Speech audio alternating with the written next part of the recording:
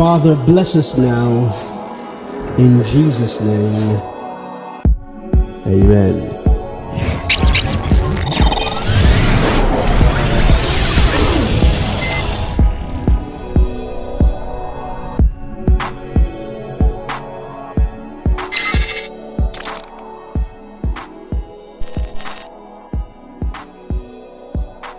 Okay, arrows, before we begin today's lesson, I need you all to pay attention because there's something very important that needs to be said.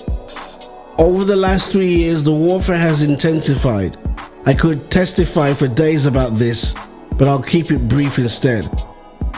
We're now living in a time where our faith is under attack like never before. Many youth are battling on the inside, and some parents don't know what to do anymore. The impact of the pandemic and the cost of living crisis have left children worried about their well-being, and a great increase in fear about the future is something that we're now seeing. So I can't stress enough now how you need to know God for yourselves. We can't afford to leave our Bibles to gather dust on bookshelves. Listening to and studying the Word is how our faith in God grows. We can find out the answers to the questions that only He knows. Which brings me to the word omniscience, our theme. Who can tell me what it means? And by the way, you should be able to give examples without looking at your screens. Someone? Anyone? No one? Okay, we've got to get some work done.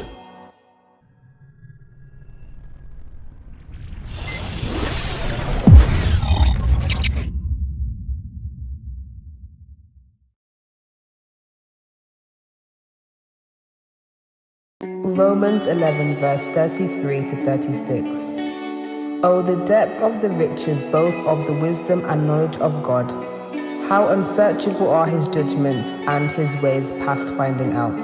For who hath known the mind of the Lord, or who hath been His counselor, or who hath first given to Him, and it shall be recompensed unto Him again? For of Him and through Him and to Him are all things, to whom be glory forever. Amen.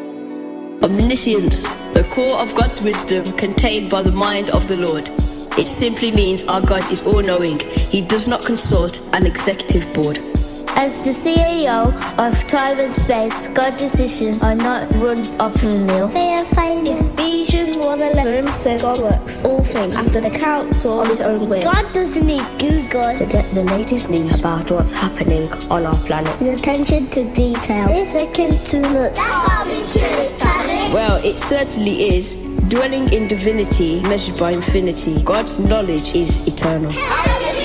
We've been reading His bio. Yeah, that's right, our God has a journal. He wrote the Holy Scriptures That we read today in chapter 15 Of the book of Acts, verse 18 says,